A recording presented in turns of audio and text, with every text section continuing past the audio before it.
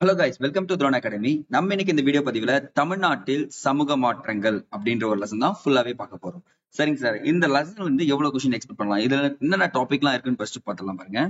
இந்த லெசன்ல ஃபர்ஸ்ட் நம்ம பார்க்க போறது தமிழ்நாட்டுல எப்படி எல்லாம் வந்து பாத்தீங்கன்னா தமிழ் மொழி வளர்க்கப்பட்டது. ஓகேங்களா, தமிழை பத்தி ஃபுல்லாவே பார்க்க போறோம். ரெண்டாவது சில முக்கிய அறிஞர்கள், பரிதிமா கலைஞர், ஓகேங்களா, அடுத்து வந்து பாத்தீங்கன்னா மறைமலை அடிகள், இவங்களை பத்தி பார்க்க போறோம். அது தாண்டி ஒரு விஷயம் பாத்தீங்கன்னா எக்ஸாம்ல எப்பவுமே ஒரு கொஸ்டின் கேட்டுட்டு இருப்பாங்க, அது யாருன்னா பெரியார், அவரை பத்தியும் பார்க்க போறோம்.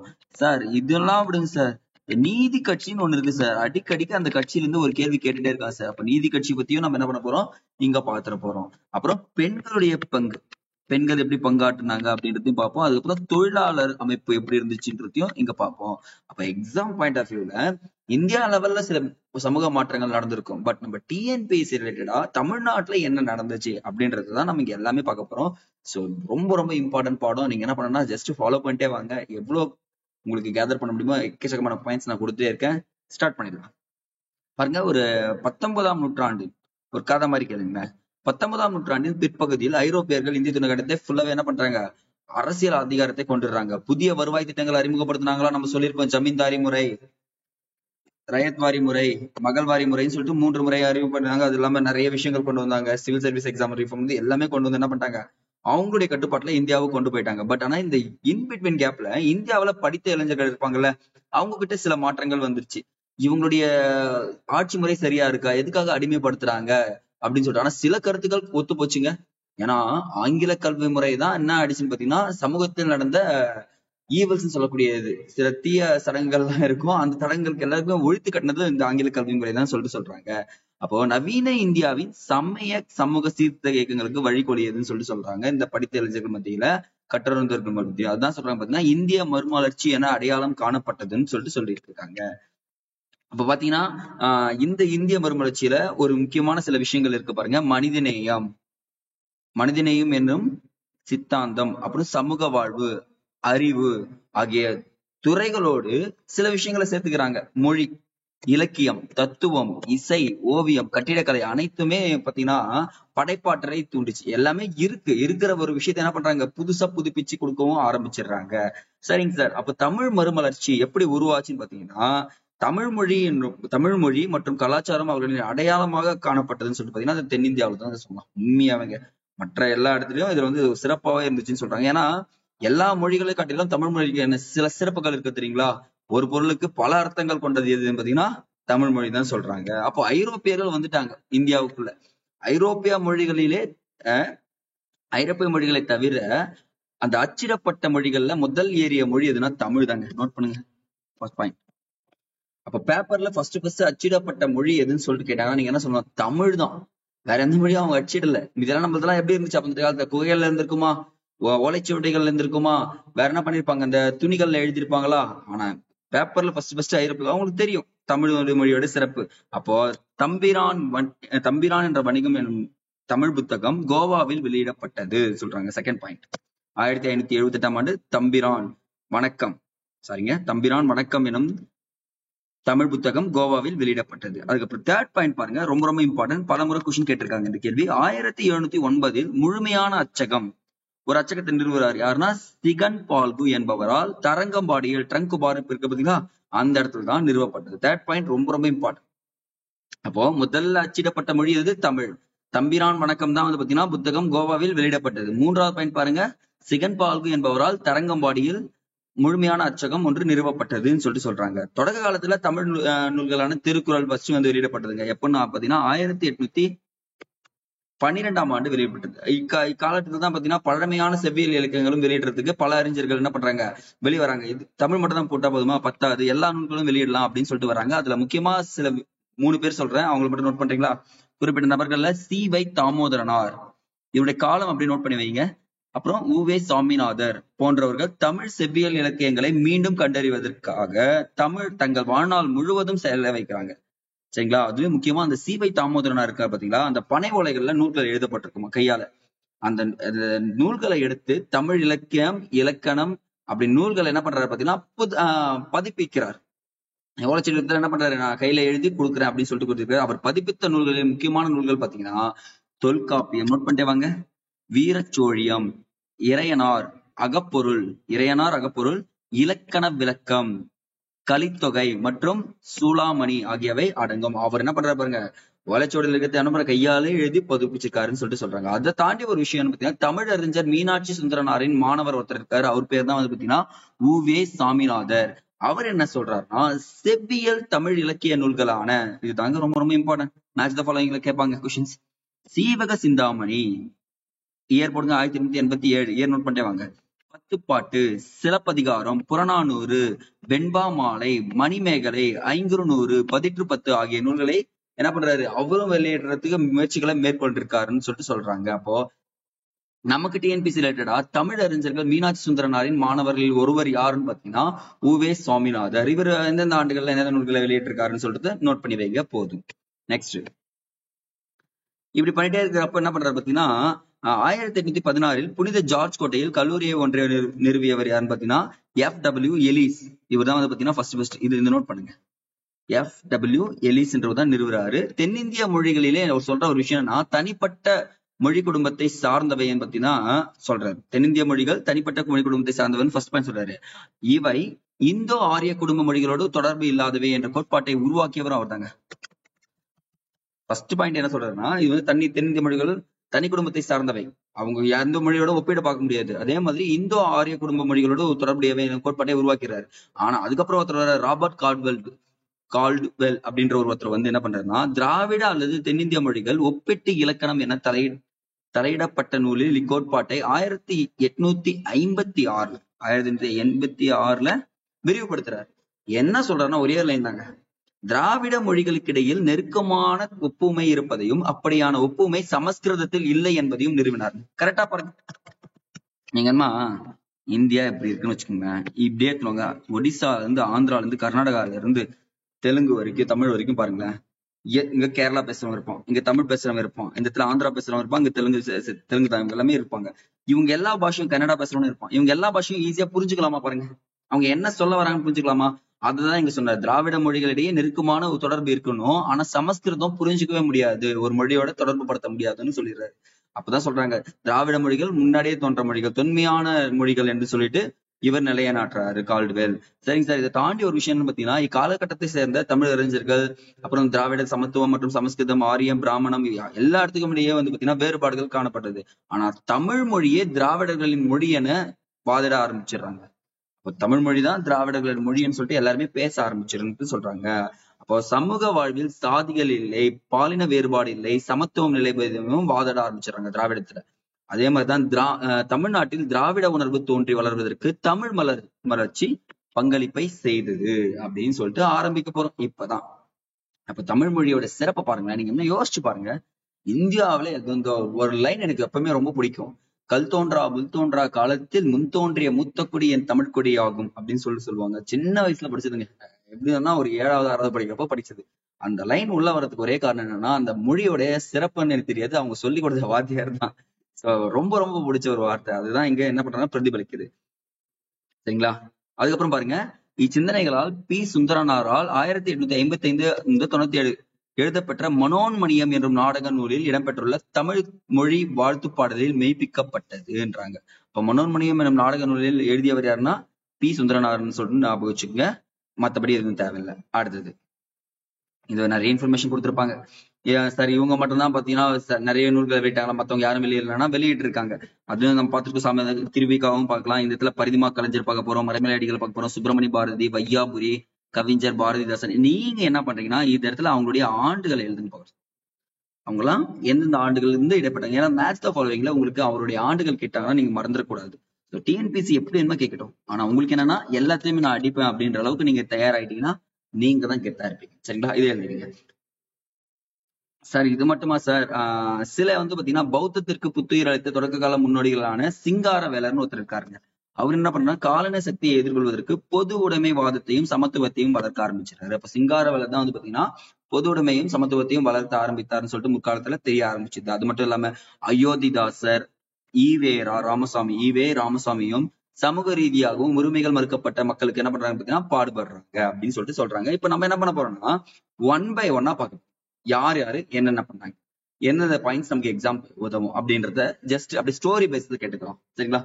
ஃபர்ஸ்ட் ஒன் பரிதிமா கலைஞர். இவருடைய பேர் பாத்தீங்கன்னா வி.கே. சூரிய நாராயண சாஸ்திரி. இவர் பிறந்தது வந்து பாத்தீங்கன்னா மதுரைங்க. சென்னை கிறிஸ்துவ கல்லூரியில தமிழ் பேராசிரியராக பணியாற்றுறாரு. இவர் பணியாற்றும் போது சமஸ்கிருதத்தின் மீது செல்வாக்கு அடையாளம் காணப்பட்டது. ஆனா தமிழ்லயும் என்ன இருக்கு, ஒரு சிறப்பு இருக்குன்னு சொல்லிட்டு புரிஞ்சுக்கிறாரு. அப்ப அதனால தமிழ் மீது கொண்ட பற்றின் காரணமாக இவருடைய சூரிய நாராயண சாஸ்திரி என்ற பெயரை என்ன மாத்திறாருன்னா பரிதிமா கலைஞர் என தூய தமிழ் பெயரை சூட்டிக் கொள்கிறார். அப்போ தமிழ் மொழி செம்மொழி என்று, எனவே சென்னை பல்கலைக்கழகத்தில் தமிழை ஒரு வட்டார மொழி என அழைக்கக்கூடாது எனவும் முதலில் வாதிட்டவர் இவரே. அப்ப பாருங்க, தமிழ் மொழியை செம்மொழி என்று முதலில் வாதிட்டவர் பரிதிமா கலைஞர் தான். இதை வட்டார மொழி என கூடாது என்று சொன்னவரும் யாருன்னா பரிதிமா கலைஞர் தான். அந்த பாயிண்டோட அப்படியே விட்டுடலாம். அதை முடிச்சுட்டு 14 வரி செய்யுள் வடிவத்தை தமிழுக்கு அறிமுகம் செய்தவர் யாருன்னா இவர் தாங்க. ரொம்ப ரொம்ப இம்பார்ட்டன்ட். தமிழ்லையும் கேட்பாங்க, அட் த சேம் டைம் இதுலயும் கேட்பாங்க. 14 வரி செய்யுள் வடிவத்தை அறிமுகம் செய்தவர் யாருன்னா இவர் தான்.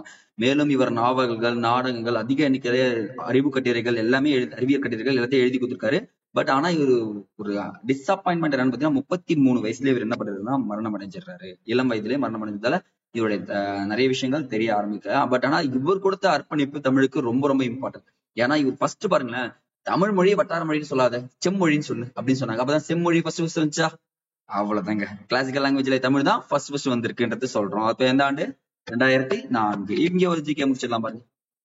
இதுதான் காரணம் தமிழ் வந்து இன்னி வரைக்கும் சிறப்பா இருக்கிறதுக்கு. அடுத்ததான் பார்க்க போறது மறைமலை அடிகள். மறைமலை அடிகள் வந்து பாத்தீங்கன்னா தமிழ் மொழியின் தூய்மைவாதத்தின் தந்தை என்று அழைக்கப்படுபவர்ங்க. நோட் பண்ணுங்க, தூய்மைவாதத்தின் தந்தை என்று அழைக்கப்படுபவர் மறைமலை அடிகள். ஓகேங்களா? தனித்தமிழ் இயக்கத்தை உருவாக்கியவர். Second point. ஃபர்ஸ்ட் ஒன் தூய்மைவாதத்தின் தந்தை என்று அழைக்கிறாங்க. இரண்டாவது தனித்தமிழ் இயக்கத்தை உருவாக்கியவர்னு சொல்றாங்க. இது மட்டும் இல்லாம சங்க இலக்கிய நூல்களான பட்டினப்பாலை, முல்லைப்பாட்டு ஆகியவற்றிற்கு விளக்குரை எழுதியிருக்கார். அப்போ பட்டினப்பாளையத்திற்கும் முல்லைப்பாட்டிற்கும் விளக்குரை எழுதியவர் யாருன்னா மறைமலை அடிகள் தான் சொல்லிக்கலாம். ஒரு நிமிஷம் தண்ணி குடிச்சுக்கிறேன்.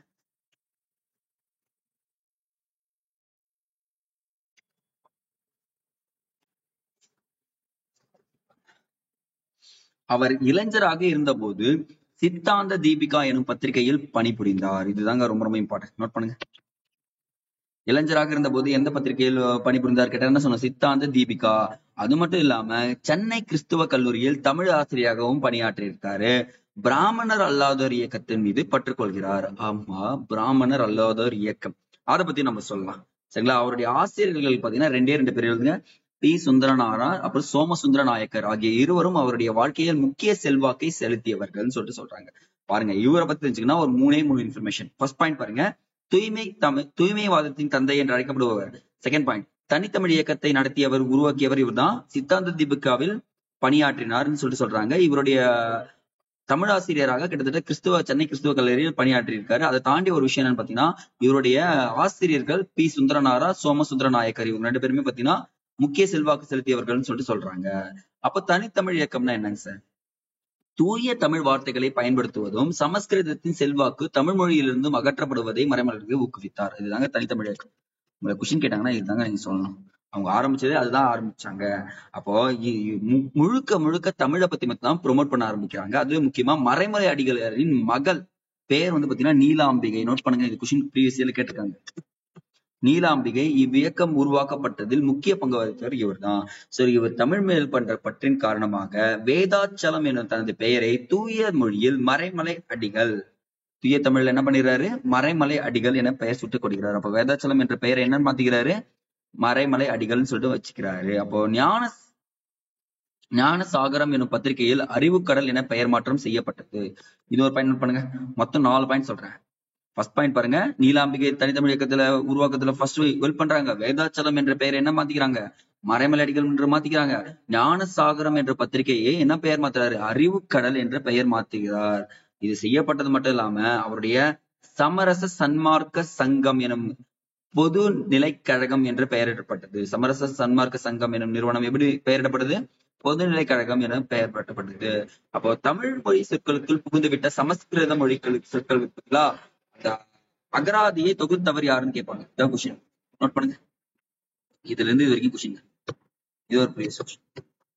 தமிழ் மொழி சொற்களுக்குள் புகுந்து விட்ட சமஸ்கிருத சொற்களுக்கு இணையான பொருள் தரக்கூடிய தமிழ் சொற்கள் அடங்கிய அகராதியை ஒன்றை தொகுத்தவர் யாருன்னு சொல்லி கேட்பாங்க. நீலாம்பிகை. இதுதான் உங்களுக்கு டிஎன்பிஎஸ்சில கொஸ்டின் கேட்கக்கூடியது. தமிழ் மொழி சொற்களுக்கு புகுந்து விட்ட சமஸ்கிருத மொழி சொற்களுக்கு இணையான பொருள் தரக்கூடிய தமிழ் சொற்கள் அடங்கிய அகராதி ஒன்றை தொகுத்தவர் நீலாம்பிகை அப்படின்னு சொல்லிட்டா போதுமானது, வேற எதுவும் தேவையில்லை. சரிங்க சார், இது நடந்துட்டே இருக்கு. இப்ப என்ன நடக்குதுன்னா, இந்த இந்த பாயிண்ட் எல்லாமே மறந்துருங்க, நான் சொல்றேன் பாருங்க. இந்திய காங்கிரஸ் தோற்றுவிக்கப்படுது. எல்லா அமைப்புகளுமே என்ன ஆயிடுச்சுன்னா பிராமணருடைய ஆதிக்கம் அதிகமாயிட்டு இருக்கு. ஒரு ஸ்டேஜ்ல பிராமணர் அல்லாத மாணவர்கள் என்ன ஆகுறாங்கன்னா ரொம்ப அஃபெக்ட் ஆக ஆரம்பிச்சிடுறாங்க. சோ இந்த திராவிட இயக்கத்தின் எழுச்சி இப்பதான் தோன்ற ஆரம்பிக்குதுங்க. ஏன்னா பிராமணர் அல்லாதவர்களை பாதுகாப்பதற்காகவே இது உருவாக்கப்பட்டதுன்னு சொல்றாங்க திராவிட இயக்கத்தின் எழுச்சி. அதுல முக்கியமா பாருங்க, 1909 பிராமணர் அல்லாத மாணவர்களுக்கு உதவி செய்வதற்காக மதராஸ் பிராமணர் அல்லாதோர் சங்கம் அமைப்பை உருவாக்கப்பட்டது. அப்ப ஃபர்ஸ்ட் 1909 என்ன உருவாக்கப்படுது? மதராஸ் பிராமணர் அல்லாதோர் அமைப்பு. அடுத்து 1912ஆம் ஆண்டு டாக்டர் சி நடேசனார் எனும் மருத்துவர் மதராஸ் ஐக்கிய கழகம் என்ற அமைப்பை உருவாக்குகிறார். இரண்டாவது மதராஸ் ஐக்கிய கழகம். பின்னாளில் இது என்ன பெயர் மாற்றப்படுகிறதுனா மதராஸ் திராவிட சங்கம். இப்ப புரியுதுங்களா? ஃபர்ஸ்ட் மதராஸ் பிராமணர் அல்லாதோர் சங்கம்னு உருவாக்கப்படுது. அப்புறம் சி நடேசனார் என்ன பண்றாரு? மதராஸ் ஐக்கிய கழகம் என்ற அமைப்பை உருவாக்குறாரு. பின்னாளில் என்ன மாறுதுன்னு பாத்தீங்கன்னா மதராஸ் திராவிட கழகம் என பெயர் மாற்றப்படுகிறது. அப்ப திராவிடர்கள் மேம்பாட்டிற்காக உதவி செய்வதுன்னு சொல்றாங்க. அப்ப பிராமணர் அல்லாத பட்டதாரிகளுக்கு உதவி பண்றாங்க, வேற எதுவுமே பண்ணலங்க. அதுல முக்கியமா பாருங்க, அவங்களுக்கு என்ன பண்றாங்கன்னா தங்கும் விடுதியை ஏற்படுத்துறாங்க. வீடு வசதி இல்லையா, சரிவா நீ தங்கி படிச்சு நீ என்ன பண்ண வாழ்க்கையில முன்னேறுன்னு சொல்லிட்டு ஆரம்பிக்கிறாங்க. அதுல முக்கியமா திருவல்லிக்கேணி என்னும் இடத்துல ஜூலை 1916ஆம் ஆண்டு திராவிட இல்லம் எனும் என்ற பெயரில் தங்கும் விடுதியை நிறுவியவர் யார் பார்த்தீங்கன்னா இவங்கதான் சொல்றாங்க. அப்போ பிராமணர் அல்லாத மாணவர்களின் நலன் கருதி ஒரு இலக்கிய அமைப்பாக இந்த அமைப்பு இருந்துச்சுன்றும் சொல்றாங்க. இதை தாண்டி என்னன்னு பாத்தீங்கன்னா இந்த அமைப்பு தென்னிந்திய நல உரிமை சங்கம் என்று பெயர் மாற்றப்படுதுங்க. நோட் பண்ணுங்க பார்க்கலாம். இதுதான் டிஎன்பிஎஸ்சில அடிக்கடி கேட்கக்கூடிய கேள்வி.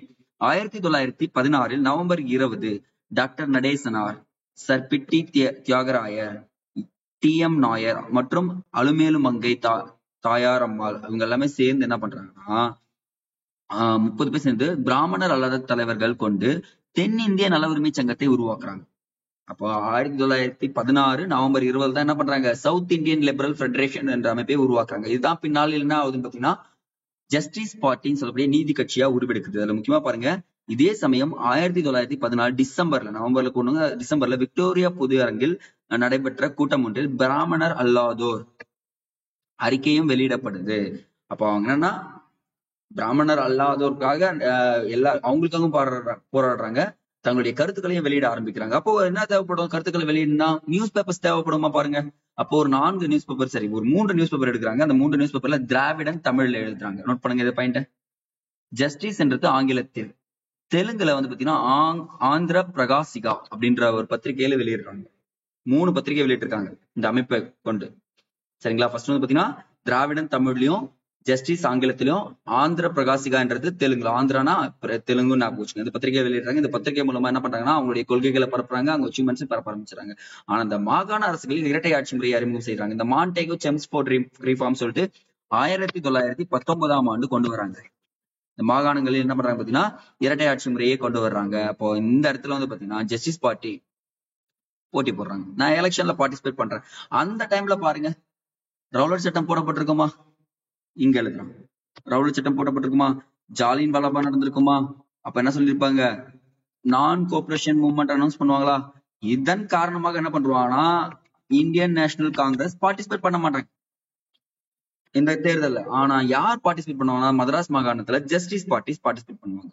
அப்ப முதல் தேர்தல் 1920 நடக்குது. இந்த தேர்தல்ல வெற்றி பெறாங்க. வெற்றி பெற்று ஏ சுப்புராயலு சென்னை மாகாணத்தின் முதலமைச்சரானார். அப்ப நீதி கட்சியின் முதலமைச்சர் யாருன்னா ஏ சுப்புராயலும் தான் சொல்லுவாங்க. மேலும் நீதி கட்சியானது கிட்டத்தட்ட ஒரு பல ஆண்டுகள் ஆட்சியை அமைச்சிட்டு இருந்துச்சுங்க. 20 to 23, 23 to 26 ஆண்டுகளில் அரசு அமைத்தது. ஆனா காங்கிரஸ் கட்சி சட்டமன்றத்தை புறக்கணித்த சூழலில் நீதி கட்சி 1937 வரைக்கும் அவருடைய ஆதிக்கம் தான் இருந்துச்சு. ஆனா ஒரு காலகட்டத்துல காங்கிரஸ் உள்ள வந்துட்டான். விட்டது போதும் பிடிக்கும் சொல்லி 1937க்கு அப்புறம் முதலாக காங்கிரஸ், இந்திய தேசிய காங்கிரஸ் பங்கேற்ற உடனே காங்கிரஸ் தாங்க ஜெயிக்கும். அது எப்படின்னு தெரியலங்க. நல்லாதான் ஆட்சி பண்ணிட்டு வந்து ஜஸ்டிஸ் பார்ட்டி. ஆனா காங்கிரஸ் உள்ள வந்தோடனே என்ன ஆயிடுச்சு, மொத்தமா அடிச்சு தும்சம் பண்ணிட்டு காங்கிரஸ் எல்லா இடத்துலயுமே ஜெயிச்சு தன்னுடைய பெரும்பான்மையை நிரூபிச்சாங்க. ஜஸ்டிஸ் பார்ட்டி அதுல இருந்து காணாம போச்சு. 1937க்கு அப்புறம் ஜஸ்டிஸ் பார்ட்டின்னு ஒண்ணு இல்லாம போயிடுச்சுன்னு சொல்லிட்டு சொல்லுவாங்க. ஓகேங்களா? ஆனா நம்ம டிஎன்பிஎஸ்சி லேட்டா இதை மட்டும் நீங்க நோட் பண்ணிட்டா போதும். சரிங்க சார். திட்டங்களும் செயல்பாடுகளும் இவங்க ஜஸ்டிஸ் பார்ட்டியோடைய அச்சீவ்மெண்ட்ஸ் பாத்தீங்கன்னு வச்சுக்கோங்களேன். நீதி கட்சியை நாட்டில் பிராமணர் அல்லாதவர்களின் மூலாதாரமாய் விளங்கியதுன்னு சொல்லிட்டு சொல்றாங்க. அப்போ ஃபர்ஸ்ட் அதான் சொல்லலாம். அவங்களாம் கிடையவே கிடையாது. ரெண்டாவது, அரசாங்க மக்கள் தொகையில் பெரும்பாலானவர்கள் கல்வி மற்றும் வேலை வாய்ப்புகளை விரிவுபடுத்த அவங்களுக்கு உதவிச்சுன்னு சொல்றாங்க. ஏன்னா பிராமணர்களே நீங்க வந்து வைக்காதீங்க, எங்களை மாதிரி மாணவர்களே எடுத்துக்கோன்னு சொல்றாங்க. அது இல்லாம சாதி மறுப்பு திருமணங்களை கட்டாயப்படுத்தி சட்ட சிக்கல்களை நீதி கட்சி அகற்றியதோடு பொது கிணறுகளையும் நீர்நிலைகளையும் ஒடுக்கப்பட்ட பிரிவு மக்களுக்கு பயன்படுத்துவதை என்ன பண்றாங்க, கொடுக்குறாங்க. அப்ப பாருங்க, சாதி மறுப்பு திருமணத்தையும் ஆதரிக்கிறாங்க. அட் சேம் டைம்ல வந்து பாத்தீங்கன்னா பொது கிணறுகள்ல நீங்க யாருமே தண்ணி எடுங்க அப்படின்றதும் எடுத்துன்னு வராங்க. இது தாண்டி ஒரு விஷயம், இச்சமூக குழுக்கள் சேர்ந்த மாணவர்களுக்கென 1923ஆம் ஆண்டு திருப்பி தங்கும் விடுதலை உருவாக்கி தராங்க. அப்போ ஜஸ்டிஸ் கட்சியின் கீழ் இருந்த சட்டமன்றம் தான் முதலாக தேர்தல் அரசியலில் பெண்கள் பங்கேற்பதை 1921 அங்கீகரித்தது. அப்ப பாருங்க, ஃபர்ஸ்ட் இந்தியால ஓட்டிங் ரைட்ஸ் கொடுத்தது எப்பன்னு பாத்தீங்கன்னா 1921. எந்த கட்சின்னு பாத்தீங்கன்னா ஜஸ்டிஸ் பார்ட்டி. நல்ல விஷயம் தானங்க பண்ணிருக்காங்க, தப்பு எதுவும் பண்ணலையே. அதே மாதிரி பெண்களும் பங்கேற்கலாம்னு சொல்றாங்க. இந்த தீர்மானம் மூலம் பெண்களுக்கென இடத்தை ஏற்படுத்தியதால் 1926 முத்துலட்சுமி அம்மையார் இந்தியாவில் முதல் பெண் சட்டமன்ற உறுப்பினர் ஆனார். அப்ப இந்தியாவில் முதல் பெண் சட்டமன்ற உறுப்பினர் யாருன்னா முத்துலட்சுமி அம்மையார். இதுக்கு உதவியது எந்த கட்சி பார்த்தீங்கன்னா ஜஸ்டிஸ் பார்ட்டி அப்படின்றத நீங்க தெரிஞ்சுக்கினா போதுமானது. இதெல்லாம் நடந்துட்டு இருக்குங்க. இது தாண்டி ஒரு விஷயம் என்ன பார்த்தீங்கன்னா, சமூக நீதியை நிலைநாட்டுவதில் ஒரு பகுதியாக பல்வேறு சாதிகளையும் சமூகங்களையும் சார்ந்தவர்கள் அரசு பணிகளில் சேரணும், சம வாய்ப்புகளை உறுதி செய்யும் பொருட்டு 2 வகுப்பு வாரி அரசாணைகளை வெளியிடுறாங்க. ஃபர்ஸ்ட் ஒண்ணு பாருங்க, 1921 செப்டம்பர் 16 விடுறாங்க. அடுத்து 1922 ஆகஸ்ட் 2 ஏற்றப்படுது. வகுப்பு வாரிய அரசாணைகள்லாம் ஒண்ணு இல்லைங்க, இடஒதுக்கீடு தான் இங்க சொல்றாங்க. அப்போ நிர்வாக அதிகாரங்கள் அனைத்து சமூகங்களும் பங்கிட்டுக் கொள்வதை ஊக்குவிக்கும் வண்ணம் இவங்க என்ன பண்றாங்க பாத்தீங்கன்னா ஜஸ்டிஸ் பார்ட்டி 1924ஆம் ஆண்டு பணியாளர் தேர்வு வாரியத்தை நீதி கட்சி அமைத்தது. இதுதான் கொஸ்டின் உங்களுக்கு. First question, previous question. அப்போ எல்லாருமே வந்து பார்ட்டிசிபேட் பண்ண, எல்லாரும் அரசாங்க வேலைக்கு போகணும்னு சொல்லிட்டு 1924ஆம் ஆண்டு பணியாளர் தேர்வு வாரியத்தை நீதி கட்சி அமைத்தது. இம்முறையை பின்பற்றி பிரிட்டிஷர்ஸ் 1929 பணியாளர் தேர்வாணையம் அப்படின்ற ஒரு அமைப்பை உருவாக்கிறாங்க. பாருங்க, நம்ம கிட்ட இருந்து சொல்றதுதான் பிரிட்டிஷ், பெருசா ஒன்னும் சொல்லல. அப்போ பணியாளர் தேர்வு வாரியத்தை அமைத்தது ஜஸ்டிஸ் பார்ட்டினும், பொது பணியாளர் தேர்வாணையத்தை அமைத்தது என்பது பிரிட்டிஷ் கவர்மெண்ட்டும் தெரிஞ்சு வச்சுக்கங்க, போதுமானது. அப்புறம் இது தவிர இந்த சமய சீர்திருத்தங்கள்ல பாத்தீங்கன்னா நீதி கட்சி கண்டிப்பா கவனம் செலுத்த ஆரம்பிச்சு. அது முக்கியமா பாருங்க, இந்து கோயில்கள்ல வந்து பாத்தீங்கன்னா அனைத்து சமூகத்தினரும் வந்து பாத்தீங்கன்னா பார்ட்டிசிபேட் பண்ணலாம். அது இல்லாம அந்த குழுல அவங்க எந்த சமூகத்தை சேர்ந்தவர்களும் உறுப்பினர்களா இருக்கலாம் அப்படின்னு சொல்றாங்க. அப்பதான் 1926 இந்து சமய அறநிலை சட்டத்தை இயற்றியதுன்னு சொல்றாங்க. அப்ப இந்து சமய அறநிலை சட்டத்தை இயற்றியது யாருன்னா ஜஸ்டிஸ் பார்ட்டி தான். இப்பதான் என்ன சொல்லிட்டு இருக்காங்க, இந்து சமய அறநிலையத்திலேயே வந்து பாத்தீங்கன்னா இருக்கக்கூடாதுன்றாங்க. பட் ஆனா இது வந்து ஒரு நல்ல ஒரு விஷயம் தான் கொண்டு வந்திருக்காங்க. எந்த ஒரு தனிநபரும் சாதி வேறுபாடு இன்றி கோவில்கள் நிர்வாக குழுக்களில் உறுப்பினராகவும் கோவில்களின் சொத்துக்களை நிர்வகிக்கவும் வழிவகை செய்யப்பட்ட சட்டம் தான் இந்து சமய அறநிலை சட்டம் என்றது சொல்றாங்க. இது வரைக்குமே ஜஸ்டிஸ் பார்ட்டி முடியுதுங்க. இப்ப நம்ம பார்க்க போறது சுயமரியாதை இயக்கம். உண்மையாங்க, செல்ஃப் ரெஸ்பெக்ட்ன்றது நமக்கு தெரியும். பட் ஆனா அதுக்கு மீனிங்ன்றது பாத்தீங்கன்னா எக்கச்சக்கமான விஷயங்கள்ல போய் அடங்குச்சு. ஆனா இதுக்கு சூப்பரான விஷயம் பாத்தீங்கன்னா பெரியார் தாங்க சொல்லுவாங்க. அதுல முக்கியமா பாருங்க, பெண்களை தாழ்வான நிலைக்கு எழுத்தறிவின்மையே காரணம் என அறிவித்த இயக்கம். உண்மைங்க, பெண்கள் எல்லாருடைய தாழ்வான நிலைக்கும் ஒரே ஒரு காரணம், அவனுக்கு படிக்க தெரியாது, அவன் படிக்கல, எழுத தெரியாது அப்படின்னு சொல்லிட்டு தான் சொல்லிட்டு இருந்தாங்க. அப்போ பெண் விடுதலை கோருதல், மூட நம்பிக்கைகளை நீக்குதல், பகுத்தறிவை வலியுறுத்தல் போன்ற கோரிக்கைகளை ஃபர்ஸ்ட் வந்து பாத்தீங்கன்னா சுயமரியாதை இயக்கம் எடுத்துச்சு. அது மட்டும் இல்லாம சீர்திருத்த திருமணங்கள் சொல்லுவாங்க. இப்ப என்ன பண்ணாங்கன்னா சின்ன வயசுல திருமணம் பண்ணி கொடுத்துருவாங்க. அதுக்கப்புறம் அவர் இறந்துட்டாருன்னா மறுமணம் பண்ணிக்கூடாது அப்படின்ற ஒரு விஷயமே இருந்துச்சு. இது மட்டும் இல்லாம பிராமணர் அல்லாத இந்துக்களின் நலனுக்காக சுயமரியாதை இயக்கம் பாடுபடாம இஸ்லாமியர்களின் நலனுக்காகவும் போராடியதுன்னா இந்த ஜஸ்டிஸ் சாரி இந்த சுயமரியாதை இயக்கம்னு சொல்லக்கூடியதுதான். சரிங்களா?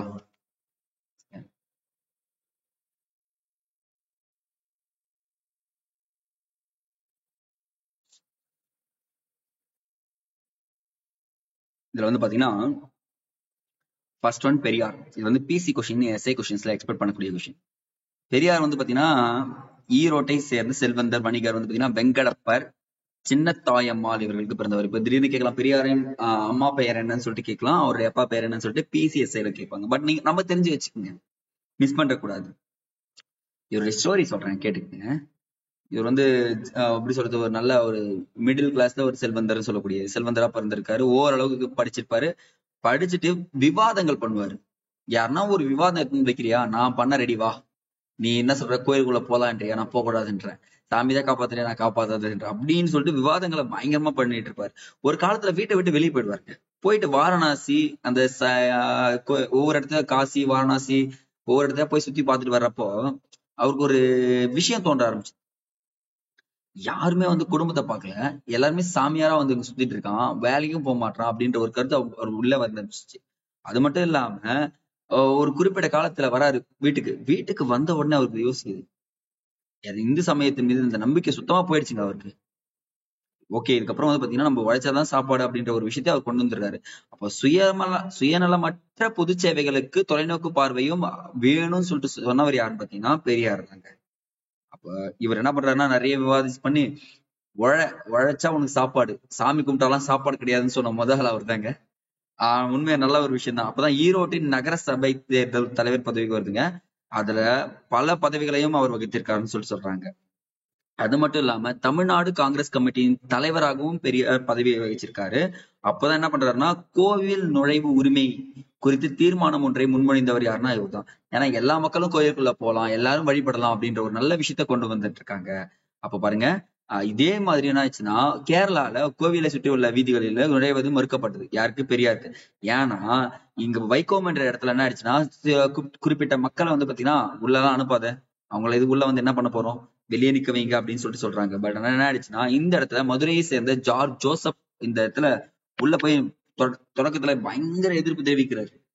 அதெல்லாம் முடியாது, யாரா இருந்தாலும் உள்ள போட்டோம் விடுங்க அப்படின்னு சொல்லிட்டு. ஆனா அவர் கைது பண்ணி உள்ள கொண்டு போயிடுறாங்க. நிறைய உள்ளூர் தலைவர்களை உள்ள கொண்டு போயிடுறாங்க. அந்த இடத்துல நம்ம உள்ள மாசா என்ட்ரி கொடுப்பாரு, ரோட்ல நடந்து போவாரு. அப்பதான் மக்கள் அனைவரும் என்ன சொல்றாங்கன்னா, அவரை வைக்கோம் வீரர் என பாராட்ட ஆரம்பிச்சிடுறாங்க. இதனால்தான் அவருக்கு வைக்கோம் வீரர் என்ற பேரே வருது.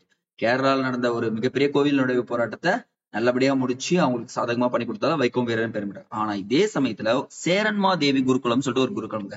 இந்த குருகுலத்துல பாத்தீங்கன்னா உணவு உண்ணு அறையில ஜாதி பாகுபாடு ஒரு செட் ஆஃப் பீப்புள் வந்து பாத்தீங்கன்னா சாப்பிட்டு முடிச்சுட்டு தான் இன்னொருத்தர உள்ள வரும். இல்ல அவங்க மேல உட்காந்து சாப்பிட்டாங்கன்னா நீ கீழே உட்காந்து சாப்பிடணும், சரிங்களா? அவங்க இருக்கிறப்ப நீ உள்ள போக கூடாதுன்னு சொல்லிட்டு பாக்குறது. இதுல வந்து பாத்தீங்கன்னா இவர் காங்கிரஸ் தலைவருடைய கமிட்டியில ஒரு மெம்பரா இருக்காரு. ஆனா இந்த அமைப்பை நடத்தினவர் யாருன்னா, சேரன்மா குருகுல அமைப்பை வாவே சுப்பிரமணியன் என்ற காங்கிரஸ் தலைவரால் நடத்தப்பட்டது. இதுக்கு வந்து ஒரு காங்கிரஸ் ஒரு பெரிய ஃபண்டே கொடுத்துருச்சு. என்னங்க நீங்க காங்கிரஸ்ன்றீங்க, பட் ஆனா இதுல வந்து பாத்தீங்கன்னா எதுவுமே பண்ணலையே, மக்களை ஒதுக்கப்படுறீங்க அப்படின்னு சொல்லிட்டு என்ன பண்ணிடுறாரு, காங்கிரஸ்ல இருந்து வெளியே வர ஆரம்பிச்சதே இதாங்க. இந்த அப்போ சேரன்மா தேவி குருகுலத்துல தான் ஸ்டார்ட் ஆகுது. காங்கிரஸ் வேணாம்னு சொல்லிட்டு முடிவு எடுக்கிறாரு. ஏன்னா எதுவுமே நீ பண்ண மாட்டா, இதுக்காக நான் வந்து உங்க கூட வந்து பேசிட்டு இருக்க விரும்பல அப்படின்னு சொல்லிட்டு வெளியே வர ஆரம்பிச்சிடுறாரு. அப்போ சுயமரியாதை இயக்கத்தை தொடங்கினது ஆண்டு பாத்தீங்கன்னா 1925. அப்படியே பாயிண்டா எழுதி பார்க்கலாம். சுயமரியாதை இயக்கம் தொடங்கப்பட்ட ஆண்டு 1925. இதுல வந்து பாத்தீங்கன்னா பகுத்தறிவு கருத்துக்களை மக்களிடையே பரப்புவதில் பெரிய முக்கியத்துவம் புரிந்தவர் யாருன்னா இவர் தான். அதுவும் முக்கியமா பாருங்க, நியூஸ் பேப்பர் கொண்டு வந்திருப்பாங்க. அதுல இந்த நியூஸ் பேப்பர்ஸ் பல முறை கொஸ்டின் கேட்டிருக்காங்க. இதை நான் உங்களுக்கு எப்படி சொல்றேன்னா புரிய வச்சிடறேன், படிக்க தேவையில்லை, இயர்ஸை மட்டும் படிச்சா போதும். ஏன்னா ஆர்டர் வைஸ் படுறதுக்கு வரிசைப்படுறதுக்குன்னு சொல்லிட்டு கேட்பாங்க. அப்ப நீங்க என்ன பண்ணக்கூடாது, மிஸ் பண்ணக்கூடாது. ஃபர்ஸ்ட் ஒன் குடியரசு, ரிவோல்ட், புரட்சி, பகுத்தறிவு, விடுதலை, இப்படி படிக்கிறது வேணாம். நான் சொல்ற மாதிரி படிங்களேன். ஒரு நாடு குடியரசு ஆகணும்னா ஃபர்ஸ்ட் என்ன பண்ணணும்னா கலகம் வெடிக்கணும்னா ரிவோல்ட்னு அர்த்தங்க. புரியுதுங்களா? அப்படி கலகம் வெடிச்சிச்சுன்னா என்ன ஆயிடும், ஆட்டோமேட்டிக்கா புரட்சி ஏற்படுமா? புரட்சி ஏற்படுச்சுன்னா மக்களிடையே என்ன ஏற்படும், பகுத்தறிவு வர ஆரம்பிச்சிடும். ஓகே, ஏதோ ஒரு புரட்சி நடக்குது, அப்ப பகுத்தறிவு எல்லாருக்கிட்டையும் பரவ ஆரம்பிச்சிடும். பகுத்தறிவு வந்த உடனே என்ன ஆயிடும்னா மக்கள் எல்லாமே விடுதலை கேட்க ஆரம்பிச்சிடுறாங்க. இவ்வளவுதான், இப்படிதான் படிக்கணும். இதுதான் ஷார்ட்கட். ஒரு நாடு குடியரசு ஆகுன்னா ஃபர்ஸ்ட் கலகம் வெடிக்கணும். கலகம் தான் ரிவோல்ட்னு சொல்றாங்க. கலகம் வெடிச்சுன்னா என்ன ஆயிடும், அது புரட்சியா மாறும். புரட்சி எல்லா இடத்துலயும் எதை கொண்டு போய் சேர்க்கணும், பகுத்தறிவை கொண்டு போய் சேர்க்கும். அந்த பகுத்தறிவு குறிப்பிட்ட நாள்ல என்ன ஆயிடும்னா விடுதலையா மாறும். இது தாங்க நியூஸ் பேப்பர்ல நீங்க படிக்குது. அப்ப குடியரசு இயர் வந்து பாத்தீங்கன்னா 1925 ரிவோல்ட் வந்து 1928, 1933 புரட்சி, 1934 பகுத்தறிவு, 1935 விடுதலை. இதுல பாருங்க, குடியரசு ஆகணும்னு நினைக்கிறான், டைம் எடுத்துக்கிறான் 3 வருஷம். அதுக்கப்புறம் ஒரு 5 வருஷம் டைம் எடுத்துக்கிறான். ஆனா இந்த புரட்சி வெடிச்ச உடனே பாருங்க, பகுத்தறிவு வந்துச்சு, பகுத்தறிவு விடுதலை வந்துச்சு அப்படின்றத ஷார்ட். ஏன்னா நான் ஏன் இதை மட்டும் நான் ரிப்பீட்டடா சொல்றேன்னா, பல முறை கொஸ்டின் கேட்டிருக்காங்க, இதை நீங்க மிஸ் பண்ணவே கூடாது அப்படின்றதுக்காக தான். அதை தாண்டி ஒரு விஷயம், சுயமரியாதை இயக்கத்தின் அதிகாரப்பூர்வ செய்தித்தாள் யாருன்னா குடியரசுங்க. நோட் பண்ணுங்க, சுயமரியாதை இயக்கத்தின் அதிகாரப்பூர்வ செய்தித்தாள் குடியரசு அப்படின்னு நீங்க தெரிஞ்சுக்கிட்டா போதுமானது. அப்போ இந்த இடத்துல இந்த செய்தித்தாள்கள் எப்ப எத்தனை முறை கேட்டாலும் என்ன பண்ணணும், நீங்க மாறக்கூடாது. ஆர்டர் வைஸ் கேட்கறதுக்கும் சான்சஸ் நிறையவே இருக்குங்க. அப்போ பெரியார் வந்து பாத்தீங்கன்னா அவருடைய இதழ்கள்ல என்ன பண்ண ஆரம்பிச்சிடுறாரு, பிரச்சனைகளை பத்தி எல்லாத்தையும் எழுத ஆரம்பிச்சிடுறாரு. அது மட்டும் இல்லாம சித்திர புத்திரன் என்னும் புனைப்பெயரில் கட்டுரைகளையும் எழுதி என்ன பண்ணிடுறாரு பாத்தீங்கன்னா அவ்வப்போது வெளியிட ஆரம்பிச்சிடுறாரு. சார் இவர் வந்து பாத்தீங்கன்னா பெரியார் பௌத்த சமயத்தின் முன்னோடியும் தென்னிந்தியாவின் முதல் பொதுவுடைமைவாதியான சிங்காரவேலருடன் நெருக்கமான உணர்வு கொண்டிருந்தார், உறவுன்னு சொல்லக்கூடியது. அப்போ சிங்காரவேலருடன் சேர்ந்து செயல்பட்டாருன்னு சொல்றாங்க. அம்பேத்கர் எழுதிய ஜாதி ஒழிப்பு எனும் நூலை வெளிவந்தவுடன் 1936 தமிழில் பதிப்பித்தாருன்னு சொல்றாங்க. அம்பேத்கர் எழுதிய ஜாதி ஒழிப்பு வெளிவந்த உடனே அதுல என்ன பண்ணிடுறாரு, 1936 நான் வந்து புதுப்பிச்சிடறேன்னு சொல்லிட்டு புதுப்பிச்சிடுறாரு. அப்போ அம்பேத்கரோட சேர்ந்து ஒடுக்கப்பட்ட மக்களுக்கு தனி தேர்தல் தொகுதியை கோரிக்கையை இவரும் இந்த சொன்ன பாத்தீங்களா, கம்யூனல் அவார்டுன்னு சொல்லக்கூடியது வட்டமேசை மாநாடுகள் நடக்கும், அதுக்கும் என்ன பண்றாரு பாத்தீங்கன்னா பெரியார் ஆதரவு தெரிவிக்கிறாரு. இதை தாண்டி ஒரு விஷயம் பெரியார் ஒரு விஷயம் பண்றாரு பாருங்க, ராஜாஜி தலைமையிலான செயல்பாட்டினை எதிர்க்கும் விதமாக ராஜாஜி என்ன பண்ணிடுறாரு, ஆட்சிக்கு வந்தோடனே இந்தியை கட்டாய பாடமாக அறிவிச்சிடுறாரு. அப்ப யோசிச்சு பாருங்களேன், ஃபர்ஸ்ட் தானே இந்தி வந்து வருது, இது வந்து ரொம்ப கட்டாய பாடம் அப்படி எல்லாம் படிச்சுதான் ஆகணும்னு சொன்னா அப்ப மக்கள் மத்தியில பார்த்தீங்கன்னா அது செல்வாக்கு பெற்றும். ஏன்னா தமிழ் மொழி கொஞ்சம் கொஞ்சமா குறைய ஆரம்பிச்சிருமா, எல்லாம் ஹிந்தி படி நினைப்பாங்களா. இதை எதிர்த்து முதல்ல போராடினவரே பெரியார் தான் சொல்லுவாங்க. இந்திய எதிர்ப்பு போராட்டமானது 1937 39 வரைக்கும் மிகப்பெரிய தாக்கத்தை ஏற்படுச்சு. போராட்டத்திற்காக பெரியார் சிறையிலே அடைக்கப்படுறாரு. சிறையில் அடைக்கும் போதே காங்கிரஸ் தான் நீதி கட்சி எட்ரா தூக்குறான் பெரியார அப்படின்னு சொல்லிட்டு என்ன பண்ணிடுறாங்க, பெரியாரை சிறையில் இருந்த போதே நீதி கட்சியின் தலைவராக தேர்ந்தெடுக்கப்பட்டார். இப்ப பாருங்க, எதன் காரணமாக பெரியார் சிறையில் இருந்த போதே நீதி கட்சியின் தலைவராக தேர்ந்தெடுக்கப்பட்டார்னு சொல்லிட்டு கேட்டாங்கன்னா, இந்தி எதிர்ப்பு போராட்டம் நடத்தியதன் காரணமாக தான் தூக்கி உள்ள போட்டுருவாங்க. இதெல்லாம் போட்டிருக்க மாட்டாங்க. இப்போ சொல்லுவாங்க தெரியுங்களா, ஒரு கட்சி இருந்துச்சுன்னா ஒரு கட்சி ஆதரிப்பான்னு சொல்லிட்டு, அப்ப பெரியார நீதி கட்சி ஆதரிச்சிருச்சு, தலைவர போஸ்டிங்கும் கொடுத்துருச்சு. உள்ள வராரு நம்ம பெரியார். உள்ள வந்த உடனே நீதி கட்சி சுயமரியாதை இயக்கத்துடன் இணைச்சிட்டு 1944 திராவிட கழகம் என புது பெயர் சூட்டப்பட்டது. நீதி கட்சிக்கு என்ன பெயர் பட்டது, திராவிட கழகம் என சூட்டப்பட்டது. அப்ப சென்னை மாநிலத்தின் முதலமைச்சராக திருப்பி ராஜாஜி வராருங்க. ஃபர்ஸ்ட் இந்தியை கட்டாயமாக்கினாரா, 2வது முறை என்ன பண்றாருன்னா குலக்கல்வி திட்டத்தை அறிமுகப்படுத்துறாங்க. என்னங்க குலக்கல்வி திட்டம்னா, அப்பா முடிவெட்டுறாரு, பையன் என்ன பண்ணும் அதே பண்ணணும் அப்படின்னு சொல்லக்கூடிய விஷயம் தான். அவங்க பரம்பரையா செஞ்சுட்டு வர ஒரு தொழில திருப்பி என்ன பண்ணுவோம் பகுதி நேரங்கள்ல செய்யணும்னு சொல்லக்கூடியது அந்த குலக்கல்வி திட்டம். இது வந்து பாத்தீங்கன்னா பயிற்சி திட்டம் சொல்லிட்டு சொல்றாரு. பட் இது அப்படியே அப்போஸ் பண்றாரு, முழுமையா எதிர்க்கிறாரு பெரியார்.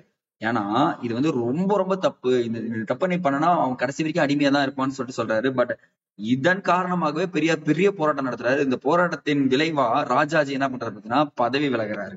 பதவி விலகின உடனே காமராஜர் சென்னை மாநிலத்தின் முதலமைச்சரா பதவி ஏற்கிறாரு. தெரியுதுங்களா, ஃபர்ஸ்ட் இந்தியை திணிக்கிற, அப்புறம் குலக்கல்வி திட்டத்தை திணிக்கிற, நீ பண்ண தப்பு எதுக்குறான் ஒருத்தன், அதுதான் நம்ம பெரியாருன்னு சொல்லிட்டு சொல்லுவாங்க. அப்ப பெரியார் எழுதி என்ன பண்றாரு, முதலமைச்சரா வந்துடுறாரு. கிட்டத்தட்ட 94வது வயதில் என்ன பண்றாருன்னா இயற்கை எழுதியவர்னா பெரியார் தான். அவருடைய உடல் பாத்தீங்கன்னா சென்னை பெரியார் திடலில் நல்லடக்கம் செய்யப்பட்டது. உண்மையாங்க, இவர் மட்டும் போராட்டம் பண்ணலன்னா இன்ன வரைக்கும் என்ன பண்ணீங்கன்னா சில விஷயங்கள் அடிமையா தான் இருந்திருக்கும்னு சொல்லிட்டு சொல்லுவாங்க.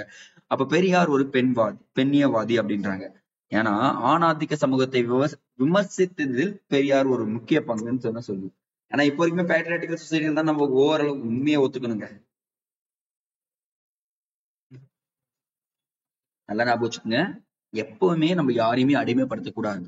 அதுதான் படிப்பு நமக்கு கற்றுக் கொடுத்த ஒரு விஷயம்.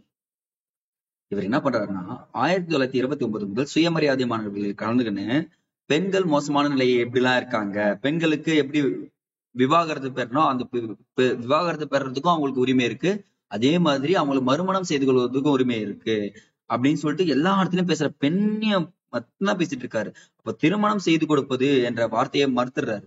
திருமணம் செஞ்சு கொடுக்கறதுலாம் கிடையாது, நீ என்ன பண்ற பெண்களை ஒரு பொருளாதான் பாக்குற, பெண்களை விற்கிற பொருளா பார்த்துட்டு என்ன பண்ண வித்துற அப்படின்னு சொல்லிட்டு சொல்ல ஆரம்பிச்சுறாங்க. சரிங்களா. அப்போ அந்த பெண்கள் அந்த வார்த்தைகளுக்கு மாறாக திருக்குறளில் இருந்து எடுக்கப்பட்ட வாழ்க்கை துணை அப்படின்னு சொல்லிட்டு சொல்றேன்.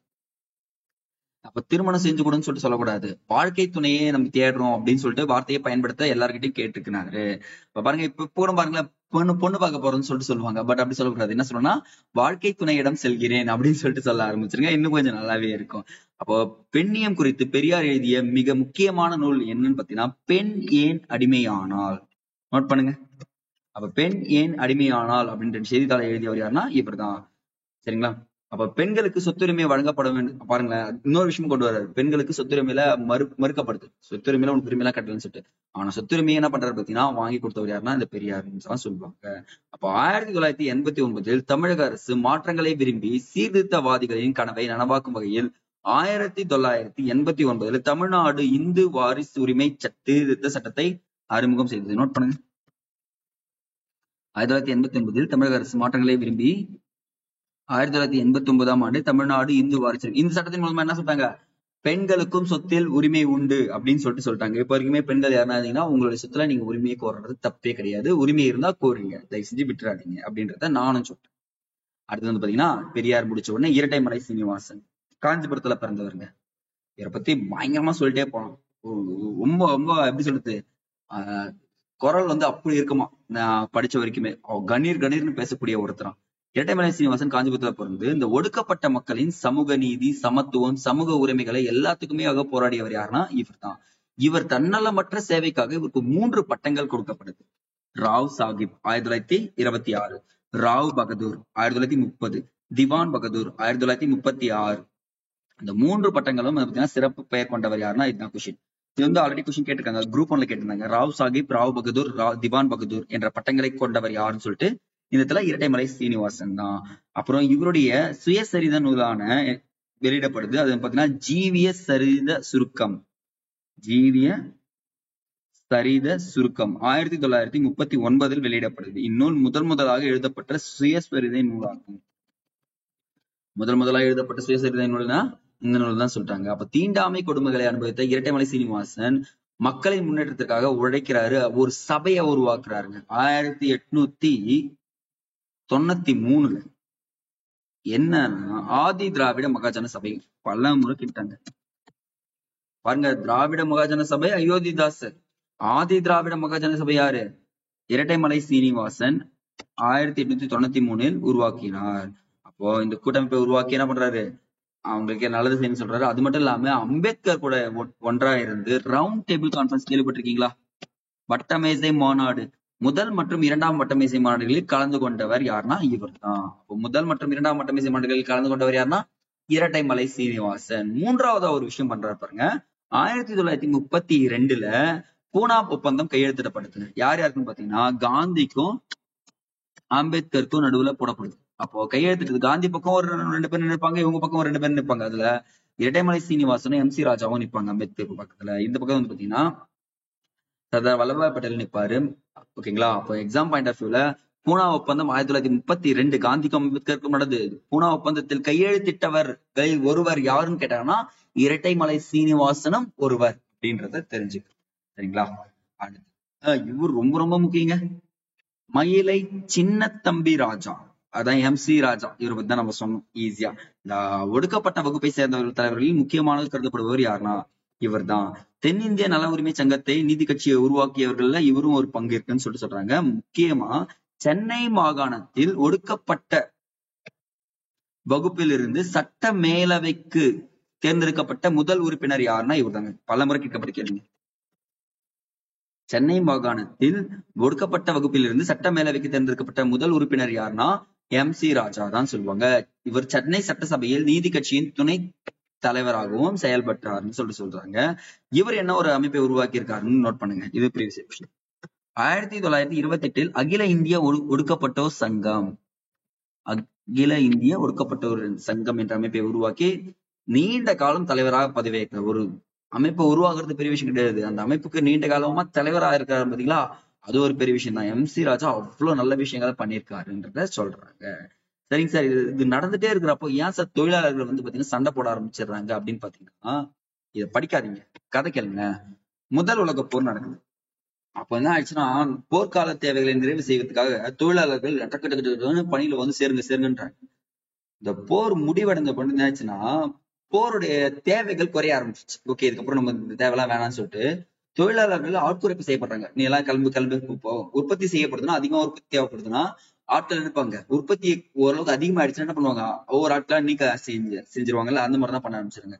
இதன் விளைவாக விலைவாசி அதிகமாக ஆரம்பிச்சிச்சுங்க. இதுதாங்க முக்கிய காரணமா இருந்துச்சுன்னு சொல்றாங்க சென்னையில. அதுவும் சென்னை மாகாணத்துல ஒரு 3 பேர் எழுதுங்க பார்க்கலாம். பி வாடியா, சிங்காரவேலர், திருவி கல்யாண சுந்தரம் போன்றவர்கள் தொழிலாளர் சங்கங்களை அமைப்பதில் முன்முயற்சி மேற்கொண்டதுன்னு சொல்றாங்க. 1918 இந்தியாவில் முதல் தொழில் சங்கமான சென்னை தொழிலாளர் சங்கம் உருவாக்கப்பட்டது. இதுதான் நீங்க படிக்கணும். அப்ப இவங்க 3 பேர் சேர்ந்து என்ன பண்றாங்க, மெட்ராஸ் லேபர் யூனியன் என்ற அமைப்பை 1918 உருவாக்கி இருக்காங்க. பிற்காலத்துல என்ன ஆயிடுச்சுன்னு பாத்தீங்கன்னா, இது வந்து பாத்தீங்கன்னா அகில இந்திய தொழிலாளர் சங்கத்தின் முதல் மாநாடு எங்க நடைபெற்றதுன்னா பம்பாயில் நடக்குது. 1920 அக்டோபர் 31. பல தீர்மானங்களை கொண்டு வராங்க. தொழிலாளர் பிரச்சனைகள், அப்புறம் பாத்தீங்கன்னா பராமரித்தல், உணவு, என்னென்னமோ எடுத்துன்னு வராங்க. பட் என்ன ஆயிடுச்சு பாத்தீங்கன்னா, ஒரு குறிப்பிட்ட காலத்துல பெரிய தாக்கத்தை ஏற்படுத்துது. அது யார் மூலியமானா சிங்காரவேலர் மூலியமா தாங்க வருது. சிங்காரவேலர் பத்தி தெரிஞ்சுக்கணும்னா கண்டிப்பா ஒரு 4 பாயிண்ட் ரிப்பீட்டடா கேட்பாங்க. சென்னை பல்கலைக்கழகத்தில் வந்து பாத்தீங்கன்னா பயின்று பட்டம் பெற்றவர் யாருன்னா இவர் தான். இளமை காலத்திலே பௌத்தத்தை பரிந்துரை செய்தவர் யாருன்னா இவர் தாங்க. பௌத்த மதத்துக்கு போங்க அப்படின்னு சொல்லிட்டு இவர் கற்றறிந்த மொழிகள்ல பாத்தீங்கன்னா தமிழ், ஆங்கிலம், உருது, இந்தி, ஜெர்மனி, பிரெஞ்சு மற்றும் ரஷ்யன். பாருங்க எத்தனை மொழிகளை படிச்சிருக்காரு மனுஷன். அதே மாதிரி Karl Marx, Charles Darwin, Herbert Spencer, Albert Einstein ஆகியோர் கருத்துக்களை என்ன பண்றாருன்னா தமிழ் வடிவில புதுப்பிச்சிருக்காரு. அவங்களுடைய கருத்துக்களை தமிழ் படிப்பாரு, படிச்சுட்டு என்ன பண்றாரு பாத்தீங்கன்னா அப்படியே தமிழ்ல புதுப்பிக்கிறாரு. அது மட்டும் இல்லாம மே தின திருவிழாவை ஏற்பாடு செய்தவரே இவர் தாங்க. 1923 மே தின முதல் நாள் வந்து இப்ப உழைப்பாளர் தினம் கொண்டாடுறோமா, அப்ப மே தின திருவிழாவை ஏற்பாடு செய்தவர் இவர் தான். ப்ரீவியஸ் கொஸ்டின் நோட் பண்ணுங்க. பல முறை டிஎன்பிஎஸ்சில கேட்கக்கூடிய கொஸ்டின் இதுதான். பல நூற்றாண்டு காலமா கேட்டுட்டு வர்ற கொஸ்டின் இதுதான் சொல்றாங்க. சரி, இதை தாண்டி ஒரு விஷயம் பாத்தீங்கன்னா, இவர் தொழிலாளன் என்ற பத்திரிகையை வெளியிட்டு பெரியாரோடும் சுயமரியாதை இயக்கத்தோடும் நெருக்கமாக இருந்தார்னு சொல்லியிருக்காங்க. அப்ப டிஎன்பிஎஸ்சி தொழிலாளன் நியூஸ் பேப்பர்ல வெளியிட்டவர் யாருன்னா சிங்காரவேலர். இப்ப சிங்காரவேலர் பத்தி பாருங்க, நிறைய மொழிகள் கத்திருக்காரு. மே தினத்தை உருவாக்கியவர் யாருன்னா சிங்காரவேலர். அது மட்டும் இல்லாம கம்யூனிஸ்ட் கட்சி ஆரம்ப காலத்துல பொது உரிமை கட்சி இருந்துச்சுங்களா, அதனுடைய தலைவராகவும் இவர் இருந்திருக்காரு. தொழிலாளர் என்ற பத்திரிகையை வெளியிட்டவரும் இவர் தான் சொல்றாங்க. அப்ப விடுதலைக்கு முன்பு மொழி போராட்டங்கள் ஏற்படுச்சுன்னு சொல்லலாம். கண்டிப்பாங்க நிறைய மொழி போராட்டங்கள் நடந்துச்சு சொல்லிட்டு பார்த்திருக்கோம். பட் ஆனா இந்த இடத்துல ஆகம கோயில்களில் செய்யப்படும் சடங்குகளை தமிழில் செய்யப்படலையா, இதுதான் கோயில் பிரச்சனை. ஏன்னா என்ன பண்றாங்க, சமஸ்கிருதத்துல அவங்க என்ன பண்ண ஆரம்பிச்சிட்டாங்க, மொழிகளை பேச ஆரம்பிச்சிட்டாங்க. இது எதுக்குறாரு, என்னங்க எல்லா இசை கச்சேரியும் சமஸ்கிருதத்துல இருக்கு, நான் தமிழ் வந்து பார்க்க ஆரம்பிச்சேன், ஆனா தமிழ்ல வந்து பாத்தீங்கன்னா எனக்கு எதுவுமே கிடைக்கல அப்படின்னு சொல்ல ஆரம்பிச்சிடுறாங்க. அப்ப கோவில்கள்ல இசை நிகழ்ச்சிகள்ல தமிழ்ல தான் பாடணும் அப்படின்னு சொல்றாங்க. அப்ப ஆபிரகாம் நோட் பண்ணுங்க இடத்துல, ஆபிரகாம் பண்டிதர் தமிழ் இசை வரலாற்றை முறையாக கற்றறிந்து பழந்தமிழர் இசை முறையை மீட்டு உருவாக்கம் செய்ய முயன்றார்னு சொல்றாங்க. இவர் தாங்க ரொம்ப ரொம்ப இம்பார்ட்டன்ட். 1912 தஞ்சாவூர்ல சங்கீத வித்யா மகாஜன சங்கம், நோட் பண்ணுங்க, சங்கீத வித்யா மகாஜன சங்கம் என்ற அமைப்பை ஏற்படுத்தினார். யாரு, ஆபிரகாம் பண்டிதர். ஏன்னா நீ தமிழ்லயே என்ன பண்ணலாம், இசையே பாடலாம் அப்படின்னு சொல்லிட்டு உருவாக்க. அப்ப தமிழ் இசை நிலை குறித்து விவாதிக்க 1943 முதல் தமிழ் இசை மாநாடு நடத்தப்பட்டது. 1943 அப்பதான் நடக்குது. அப்போ ஒரு மாநாடு நடக்குதுன்னா அதனுடைய சிறப்பம்சம் என்னவா இருக்குன்னா, அதை ப்ரொமோட் பண்றதா இருக்கும், அது வந்து எல்லார்கிட்டையும் போய் சேர்க்கறதா தான் இருக்குன்னு சொல்றாங்க. அப்போ இந்த இடத்துல வந்து பாத்தீங்கன்னா தமிழ் மொழி தான் வந்து பாத்தீங்கன்னா முக்கியமா எல்லாருக்கும் இருக்கும். மற்ற மொழிகளை நீங்க தெரிஞ்சிட்டீங்கன்னா தமிழ் படித்தவங்களுக்கு என்ன பண்ணிடும், வேலை வாய்ப்புகள் வந்து மறுக்கப்படும் சொல்லிட்டு பெரியாரும் சொல்ல ஆரம்பிச்சிடுறாரு. அப்போ பெண்கள் இயக்கம் தோன்ற ஆரம்பிச்சு. இது வரைக்கும் பெரியார் பத்தி பேசியாச்சு, சிங்காரவேலர் எல்லாரும் பத்தியும் பேசியாச்சு. பெண்கள் இயக்கம் வந்து பாத்தீங்கன்னா பெண்களும் ஒரு குறிப்பிட்ட காலகட்டத்துல எமர்ஜாக ஆரம்பிச்சிட்டாங்க. தமிழ்நாட்டில் உருவான இந்திய பெண்கள் சங்கம் அப்படின்ற ஒரு அமைப்பு உருவாக்குது. அகில இந்திய பெண்கள் மாநாடு அப்படியும் முக்கியத்துவமா 2 விஷயம் இருக்குங்க. இதுல இந்திய பெண்கள் சங்கம் சொல்லக்கூடியது 1917 அன்னை பெசன்ட் நமக்கு தெரியும். அவங்க 2 நியூஸ் பேப்பர் எழுதிருப்பாங்க, காமன்வெல்த், நியூ இந்தியா அப்படின்னு சொல்லிட்டு தன்னாட்சி இயக்கத்தை தொடங்கியிருப்பாங்க அவங்க. அடுத்து வந்து பாத்தீங்கன்னா டோராதி ஜினராஜதாசா மார்கரெட் கசின்ஸ் அப்படின்னு சொல்லக்கூடியவங்க சேர்ந்து என்ன பண்றாங்கன்னா சென்னை அடையாறுல இதை தொடங்குறாங்க. இந்திய பெண்கள் சங்கத்தை தொடங்கியவர்கள் யாருன்னா இவங்க 4 பேர் சொல்லிட்டு போட்டு 1917 சென்னை அடையாறில் தொடங்கினார்கள் அப்படின்னு சொல்றாங்க. இவங்க எடுத்துட்டு வந்த நல்ல விஷயங்கள் பாருங்க. தனிநபர் சுகாதாரம், திருமண சட்டங்கள், வாக்குரிமை, குழந்தை வளர்ப்பு, பொது வாழ்வில் பெண்களின் பங்கு அப்படின்ற துண்டு பிரசாதங்கள் செய்தி எல்லார்கிட்டையும் கொடுக்க ஆரம்பிச்சிடுறாங்க. இதன் விளைவாக என்ன ஆயிடுச்சுன்னு பாத்தீங்கன்னா, இந்திய பெண்கள் சங்கம் பெண் கல்வி குறித்த பிரச்சனைகளை கையாள்வதற்கு 1927 அகில இந்திய பெண்கள் மாநாட்டை நிறுவிடுறாங்க. அகில இந்திய பெண்கள் மாநாட்டை நிறுவி என்ன பண்றாங்க, பெண்களுக்காக மட்டுமே மேம்படணும்னு சொல்றாங்க. அப்ப பெண்கள் விடுதலை என்பது சுயமரியாதை இயக்கத்தின் முக்கிய நோக்கங்களில் ஒன்றாக எல்லாருக்கும் காணப்பட்டதுன்னு சொல்றாங்க. இதுல முக்கியமா பாருங்க, இந்த பாலின சமத்துவம் எல்லாம் இருக்கு பாத்தீங்களா, பாலின குறித்து சமூகத்தின் உணர்வுகள் எல்லாத்தையும் என்ன பண்றாங்க, எல்லாருக்கும் தெரிய வைக்கிறாங்க. சரி, அப்போ பெண்களும் விடுதலை போராட்டத்துல போராடி இருக்காங்கன்னா எல்லாருமே போராடி இருக்காங்க. அதுல முக்கியமான பேர்லாம் நோட் பண்ணுங்க. முத்துலட்சுமி அம்மையார், நாகம்மை, கண்ணம்மா, நீலாவதி, மூவலூர் ராமாமிர்தம், ருக்மணி அம்மாள், அலுமேலு மங்கை தாயார் அம்மாள், நீலாம்பிகை மற்றும் சிவகாமி சிதம்பரனார். என்ன கொஸ்டின்னா, குரூப் 1 இன்டர்வியூல நீங்க போய் உட்காருங்க, தமிழக விடுதலை போராட்டத்தில் பங்கேற்றவர்கள் ஒரு 5 பேர் சொல்லணும்னா நீங்க இது சொல்லிட்டா போச்சு. குரூப் 1 இன்டர்வியூ புரியுதுங்களா? எங்க இருந்து அவங்க கொஸ்டின் எடுக்கிறாங்கன்னு சொல்லிட்டு உங்களுக்கு தெரியுது. பட் ஆனா இப்படி படிச்சீங்கன்னா இன்னும் கொஞ்சம் நல்லா இருக்கும் அப்படின்ற ஒரு விஷயத்த நான் சொல்றேன். சரிங்களா? அது தாண்டி ஒரு விஷயம், இந்த இறைப்பணி தேவதாசி முறையை நீங்க கேள்விப்பட்டிருப்பீங்க, தெரியும். கோயிலுக்கு போயிட்டுனா நீ என்ன பண்ணி ஆகணும்னா சேவை செய்யணும். யாருக்கு? இறைப்பணிக்காக சேவை செய்யணும். ஆனா ஒரு காலகட்டத்துல அந்த பெண்கள் வேற விதத்துக்கு பயன்படுத்தப்படுறாங்க. இதை எதிர்த்து தேவதாசி முறையை ஒழிப்பதற்காக சட்டம் இயற்றப்பட வேண்டும் என்பதற்காக நடைபெற்ற இயக்கத்தில் டாக்டர் முத்துலட்சுமி அம்மையார் தான் முதலிடம் வகித்தார்னு சொல்றாங்க. அப்போ மதராஸ் அந்த மாகாணத்துல மதராஸ் தேவதாசி சட்டம் 1947 இயற்றப்படுதுங்க. அப்போ இந்த தேவதாசி முறை ஒழிக்கப்பட்ட ஆண்டு 1947 ஒழிக்கப்படுது. பட் ஆனா இந்த இடத்துல பாருங்க, நிறைய விஷயங்கள் கொண்டு வருவாங்க. இவங்க வந்த உடனே கோவில்களுக்கு அர்ப்பணிச்சுறாங்க. இதுக்கு என்ன பேர்னா பொட்டு கட்டும் சடங்குன்னு சொல்லுவாங்க. சரிங்களா? இதுதான் நம்ம சொல்லுவாங்க. இந்த சடங்கை யாருன்னா மேற்கொண்டாங்கன்னா கிட்டத்தட்ட 5 ஆண்டுகள் வரை சிறை தண்டனை கொடுக்குறாங்க. ஆனா இந்த சட்டம் மசோதா சட்டமாக மாறுறதுக்கு கிட்டத்தட்ட 15 ஆண்டுகள் காத்திருக்க நிலைமை ஏற்பட்டுச்சு. ஏன்னா ஆணாதிக்கம் நிறைந்த சொசைட்டியாவே இருந்துச்சுன்னு சொல்றாங்க. பட் ஆனா எல்லாத்தையும் தாண்டி நம்ம விடுதலை பெற்றோமா? விடுதலை பற்றி உங்களுடைய பங்கு யோசிச்சு பாருங்களேன். நம்ம நினைச்சிட்டு இருக்கோம் நம்ம இன்னைக்கு ஜாலியா உட்காந்துட்டு இருக்கோம், ஃபேன் பக்கத்துல உட்காரோம், போன் பாக்குறோம், டிராவல் பண்றோம். அதெல்லாம் தாண்டி ஒரு விஷயம், இவங்க நமக்காக பாடுபடலாம். சில விஷயங்கள் பகுத்தறிவை கொடுக்கலாம், சில விஷயங்கள் நம்மளை யோசிக்க வைக்கலாம். நம்மளால என்ன பண்ணிருக்க முடியாது, எல்லா விஷயத்திலயும் அவேர் ஆக முடியாது. சோ அவேர்னஸ் மட்டும் தான் என்ன பண்ணு பாத்தீங்கன்னா அவங்களை ஒரு மேலும் மேலும் கொண்டு போகும்னு சொல்றேன். இந்த லெசன்ல நான் சொன்ன இம்பார்ட்டன்ட் பாயிண்ட்ஸ் ஜஸ்ட் ஒரு 2 டைம் ரீட் பண்ணிக்கோங்க. ஜாலியா எக்ஸாம் போங்க. All the best. அடுத்த வீடியோ வந்து சந்திக்கலாம். நன்றி.